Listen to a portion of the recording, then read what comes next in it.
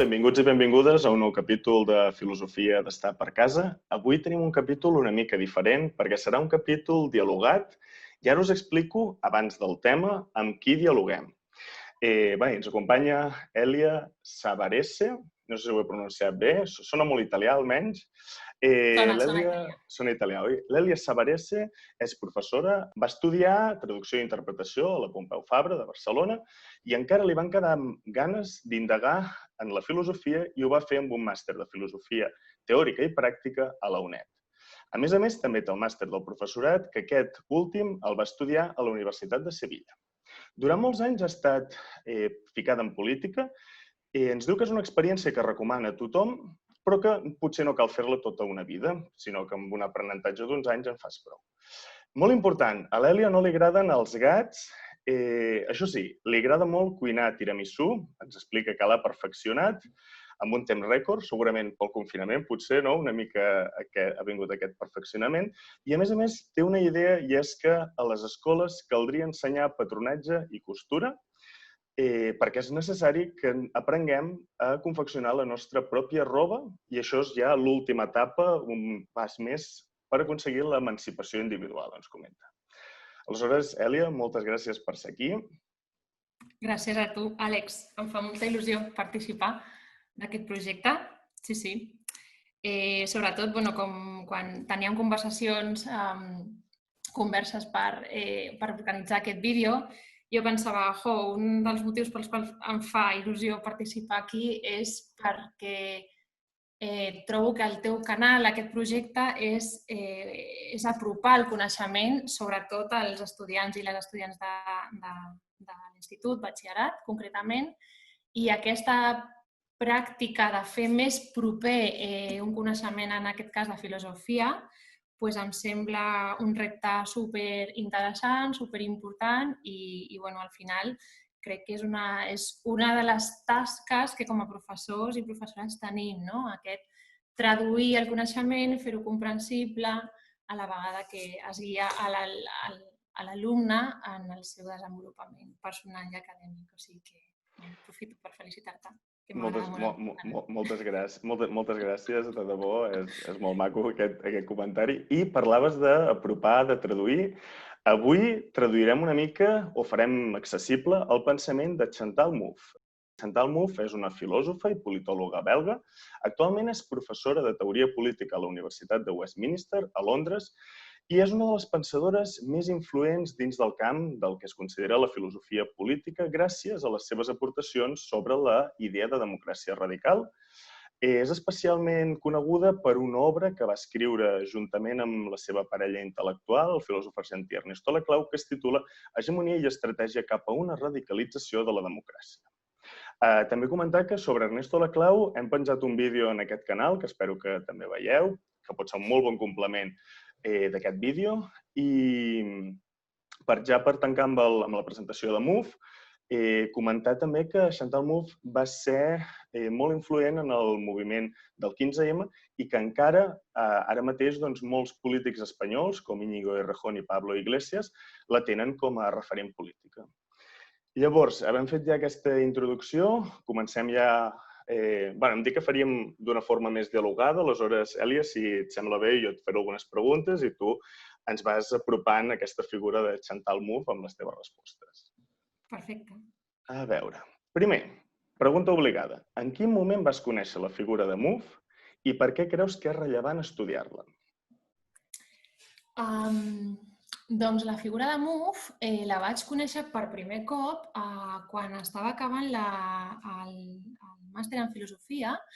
A mesura que acabàvem, ja al final, com sabeu, s'ha d'escriure el TFM i em vaig posar en contacte amb una de les professores amb les quals més comunicació vaig tenir al llarg del màster, especialment perquè m'interessava la branca de filosofia política i li vaig demanar que fos la meva tutora i després li vaig compartir els meus desitjos de pensar en política, en democràcia i concretament en un tema que en aquell moment, ara fa uns 5-6 anys, va ser molt freqüent i és que en els diversos processos electorals que vam tenir, tant a nivell municipal com autonòmic com estatal, molts partits d'esquerra van decidir-se per la fórmula de la confluència. Aleshores, en aquest moment, que just coincidia, era el moment, com deies abans, que jo estava activa política, tenia la part pràctica, l'activisme polític, i la part teòrica, que era el màster en filosofia, que acabava. Aleshores vaig dir,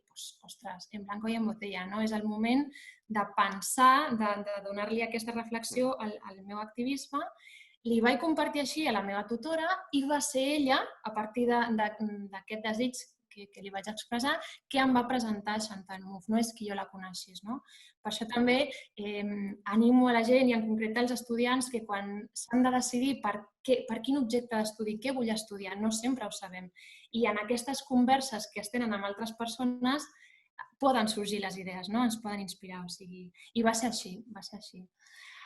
Quan la pregunta de per què és rellevant estudiar Mouffe o conèixer-la, se m'acuden com a mínim 3 motius. Un, crec, el més important, és la contemporaneïtat. És a dir, Mouffe és una filòsofa, una teòrica política contemporània que pensa el món, la societat contemporània. És a dir, si volem entendre el món i la societat i la comunitat tal com són ara, hem de conèixer Mouffe. Segon motiu, per què? A més motiu encara, perquè si ens interessa, a qualsevol persona que li interessi la democràcia, pensar la democràcia, l'ha de conèixer, perquè la democràcia és l'objecte d'estudi principal de Mouffe. Tota la seva obra gira entorn a aquest concepte. Aleshores és imprescindible, sobretot perquè és una veu femenina també al camp. I per últim, i aquest penso que és una miqueta potser un motiu més personal, perquè com veurem més endavant, el pluralisme és... la idea de democràcia de Mouffe passa necessàriament per atendre el pluralisme social. Des del meu punt de vista, per la meva forma de pensar, considero que és imprescindible, és a dir, que no podem construir en la societat actual sense atendre i acceptar el pluralisme, i és més, dono una passa més endavant i penso, com a professora, jo no puc, no? Jo penso quin tipus de professora vull ser. Com a professora, i aquest crec que és una idea que comparteixo amb moltíssima gent, no podem concebre una classe, una aula, un grup, sense atendre a la diversitat, sense la famosa atenció a la diversitat. Aleshores, amb més motiu encara, m'agrada el discurs de Mouffe i crec que és important per aquest tercer motiu, tot i que hi ha molts més, però per ser més concisos proposo aquests 3 de moment. Perfecte, doncs molt bona selecció de raons i si et sembla jo et faré una pregunta sobre un dels punts per començar, que és que ja ens has esmentat que la democràcia és molt important en l'obra de Chantal Mouffe. Podries definir-nos una mica millor, en una frase, en què consisteix aquesta idea de democràcia segons Chantal Mouffe? Sí, tant. La democràcia de Mouffe és anomenada democràcia radical plural i consisteix a construir una democràcia en la qual la multiplicitat, la diversitat de reivindicacions socials, d'identitats hi caben, perquè s'articulen d'una manera equivalenciada i contingent. Concretament, la seva tasca reflexiva consisteix a elaborar una forma verdaderament política de liberalisme que defensi les llibertats individuals i garanteixi el conflicte, la diferència, el pluralisme i la necessitat de decisió, de prendre decisions i de consens constantment. D'acord, ens dius que és una forma, o sigui, elabora una forma de política de liberalisme. Llavors, la pregunta obligada ara és quina rellevància té aquest liberalisme? Quin rol, quin paper juga en aquesta idea de democràcia que ja ens has presentat? Sí, el paper del liberalisme a la idea de democràcia radical de Mouffe és molt important, és molt rellevant, és fonamental, perquè ella torna un cop i un altre a aquesta idea de liberalisme. I torna reiteradament. Per què? Perquè el liberalisme, Mouffe, troba una de les 2 característiques fonamentals de la seva idea de democràcia, que és la preservació inqüestionable, innegable dels drets i les llibertats individuals. És a dir, la seva idea de democràcia, basada en el respecte del pluralisme, com he dit des del principi, de la identitat plural, només se sosté si els individus que es troben en aquesta societat tenen garantida la seva llibertat individual. D'acord, llavors ens acabes de dir que una de les característiques fonamentals d'aquesta idea de democràcia de Chantal Mouffe és la protecció inqüestionable d'aquestes parcel·les de llibertat individual. Però ens n'has esmentat una altra, no? En què consistiria la segona característica? Sí, la segona característica la troben els comunitaristes, en el marc teòric dels comunitaristes, i és la necessitat de preservar el vincle comunitari.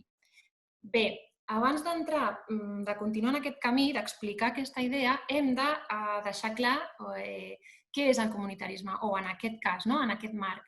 Bé, el marc del comunitarisme defineix una societat, una comunitat que es desenvolupa entorn un bé comú substancial. Ojo, cuidado, aquesta idea és precisament la que rebutja Mouffe a la seva idea de democràcia, perquè el desenvolupament d'una comunitat entorn un únic bé comú substancial elimina automàticament el pluralisme social que per ella és intocable. Això fa, aquesta visió del comunitarisme és el que, segons ella, faria que la democràcia perillés. Perfecte. I ens pots explicar alguna cosa més sobre aquests comunitaristes perquè tinguem una mica més? Fa alguna crítica més als comunitaristes, a part de criticar aquest bé comú substancial? Sí. Més que crítica, aquesta és la crítica principal, la que considero que en el marc d'aquest projecte hem de posar sobre la taula. Sí, perdona. La segona característica fonamental de la seva idea de democràcia radical plural la trobem al comunitarisme exactament i és la idea de la preservació d'aquest vincle comunitari. Concretament, ella es recolza, entre d'altres, en Charles Taylor i en la visió d'ell, la seva visió aristotèlica de l'home, el zoon politikon, que sosté que l'ésser humà és capaç de desenvolupar-se únicament en el si d'una societat i mitjançant un vincle comunitari. Això, traduït al discurs de Mouffe diu l'individu, per què es recolza en Charles Taylor? Perquè Mouffe pensa o també defensa que l'individu ha de poder i ha de voler participar en la vida pública, en discursos comuns, compartits. Aquesta capacitat de participació en la vida pública es veu marmada, segons ella i segons alguns comunitaristes, per l'atomisme i l'individualisme del liberalisme. Perdona tants ismes. Com a conclusió, Mouffe construeix la seva idea de democràcia en la voluntat de trobar, d'una banda en el liberalisme i d'una altra en el comunitarisme, aspectes compatibles que convisquin. Sí? Perfecte. Llavors, si t'he entès bé, segons Mouffe, la manca de pluralisme esdevindria un perill o seria un risc per la democràcia. Podries explicar-nos una mica més a què es refereix Mouffe amb aquests termes? Sí. Mouffe sosté que el perill de la democràcia és que aquesta es torni total, que es torni conclusa, que es torni definitiva. I això passa si no se sosté en una tensió, si no té un conflicte a resoldre, si no busca permanentment una necessitat de consens entre les diverses reivindicacions, identitats, manifestacions socials. És a dir, això es dona només si existeixen i es desenvolupen aquesta pluralitat de desitjos, necessitats, etc. Ella ho aborda ho descriu amb aquests termes, de diferents maneres. És a dir, el dissens, per Mouffe, és imprescindible, i només existeix si es respecta el pluralisme. El perill, per concloure, de la societat seria que no existís aquest pluralisme i aquesta necessitat d'abordar els conflictes. Perfecte.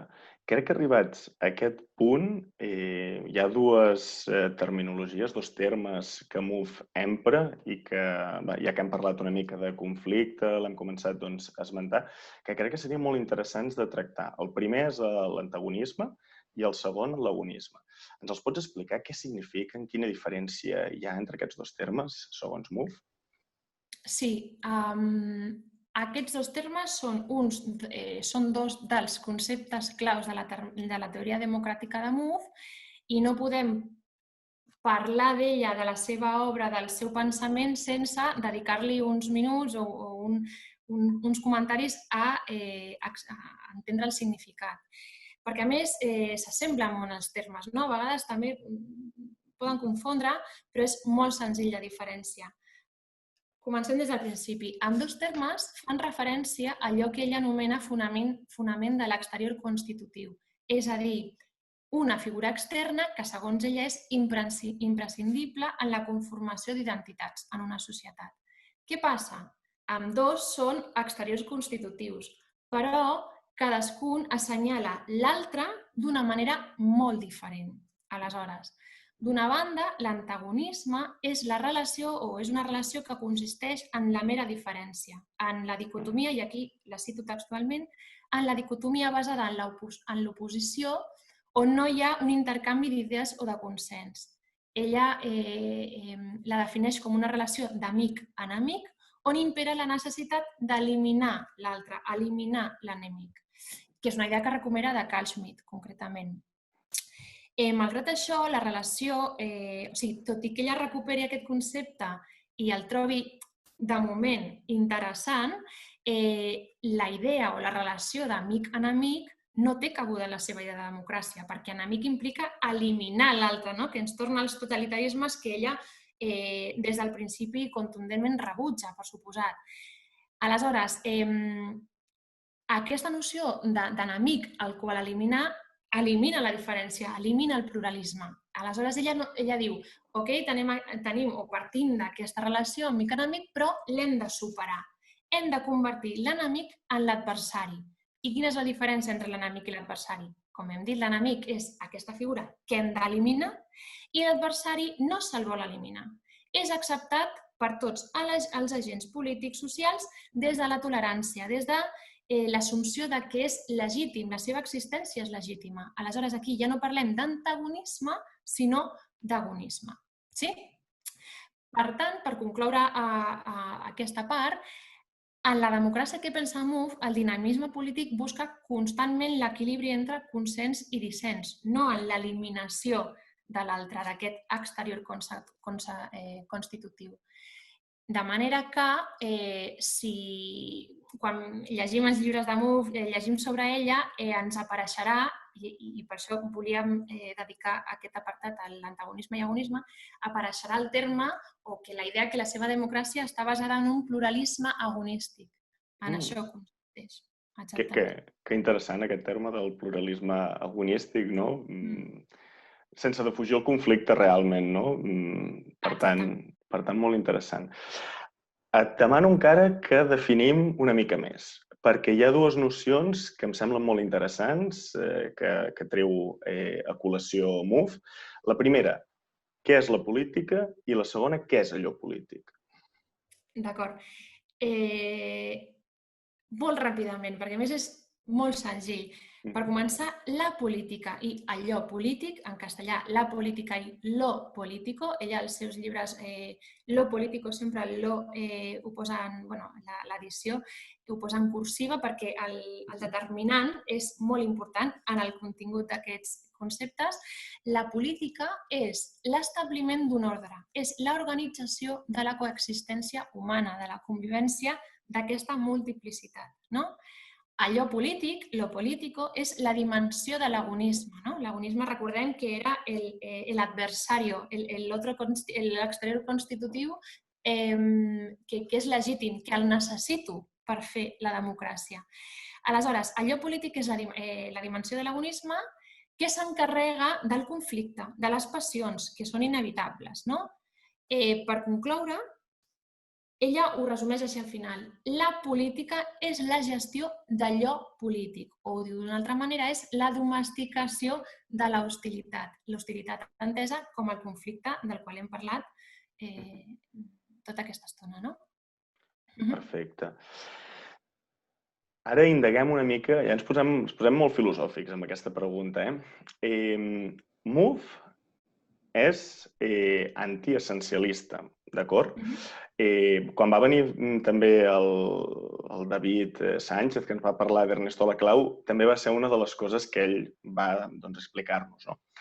I la pregunta aquí és, com encaixa aquest pensament en el que seria el marc de la seva teoria política? D'acord.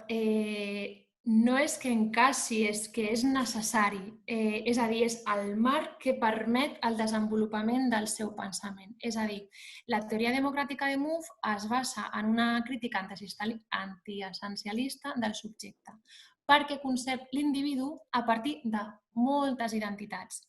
És a dir, l'obrer de finals del segle XX ja no és només obrer, sinó que és també consumidor, ciutadà, familiar, etcètera, no? I etcètera, etcètera, etcètera. En definitiva, el subjecte s'inscriu en una pluralitat de posicions, exactament. Aquesta concepció de l'individu antiessencialista és allò que, com deia al principi, possibilita el marc, el desenvolupament d'aquesta idea democràtica radical plural, exactament, del qual hem parlat fins ara. I jo, Àlex, portem ja una estoneta, no sé com portem ja. Sí, jo t'anava a dir, si vols ho deixem aquí, no sé si vols comentar alguna cosa per tancar, què et sembla? Sí, fins ara hem explorat, ha estat una introducció a les idees principals o les característiques principals i les fonts principals de la seva teoria política, més que teoria política, la seva idea de democràcia. Ha estat, com dius, molt filosòfic i m'agradaria, ja que aquest canal o aquest projecte, el públic principal, entre d'altres, són els estudiants de batxillerat, m'agradaria fer-los una pregunta. I és la següent. O sigui, ara parlo als teus estudiants. Sí, a qui ens estigui mirant, no? A qui ens estigui mirant. Mirem a càmera amb molta seriositat i ara ve pregunta d'examen, no entenc? Ve pregunta d'examen aquí. Em poso solemne, sí. Ben fet. Després d'haver exposat els trets principals de la idea de Mouffe, m'agradaria que provéssiu, que rumiéssiu una miqueta i que provéssiu d'aterrar tot aquest tema, tota aquesta part teòrica que hem vist, a la realitat, a la vostra realitat en concret. I és a partir de la següent pregunta. Tu, què creus que ets més? La pregunta d'examen és ABC, A, liberalista, és a dir, que mantens una postura on la màxima expressió que cal defensar són els drets i les llibertats individuals. B, comunitarista, és a dir, consideres que cal establir un bé comú que la societat de manera conjunta i compartida ha de perseguir. O C, si ets com Mouffe, que advoques per construir una democràcia que conjugui aquests dos marcs teòrics. Aquesta és la meva proposta, no sé què et sembla. Em sembla fantàstic i jo espero que, bé, després d'aquesta... Anava a dir xerrada, però de fet d'aquest diàleg, perquè ha sigut una mica també estira i arronsa, que després d'aquest diàleg, doncs, aquesta pregunta em sembla molt pertinent i també és una manera d'assolir conceptes i de començar-se a plantejar quina és la meva posició política, quines són les meves idees, què penso, com veig el món, com l'analitzo i, posteriorment, també, segurament, com el pugui transformar. Tu que has estat activa en política, em pots donar molta fe d'això. Sí, exactament. Sí. I aquesta tasca, Àlex, és un camí molt llarg, com ja sabem, que no acaba mai perquè podem canviar constantment de parer, de pensament, d'idees. Totalment. I l'important és estar atents, amb la consciència ben oberta i molt important també saber que existeixen molts autors, moltes autores que ens poden inspirar, servir de marc, que són molt interessants per desenvolupar aquesta identitat a nivell personal inclús. O sigui, que transgredeixi l'aula, que transgredeixi allò acadèmic. Això seria el bonic també de tot això. Ens quedem amb la teva pregunta, seleccionar a veure quines d'aquestes tendències encaixen més amb nosaltres i amb el consell d'explorar, llegir, també per conformar la pròpia identitat, siguin temes polítics, siguin altres coses. Ho deixem aquí, si et sembla, Èlia. Moltes gràcies. Espero que l'experiència hagi sigut positiva i bueno, amb els altres ens veiem en propers capítols. Que vagi molt bé. Adéu, adéu. Bona tarda. Adéu, adéu. A veure, que sembla mentida que en plena era digital, en ple segle XXI, us haig d'explicar. Si us agrada un vídeo, li poseu un like i us feu un comentari molt maco. Podeu dir, tio Jonas, ets un crac. I també podeu clicar aquests vídeos que tenim aquí, que surten. Vinga, subscriveu-vos, sobretot, subscriveu-vos!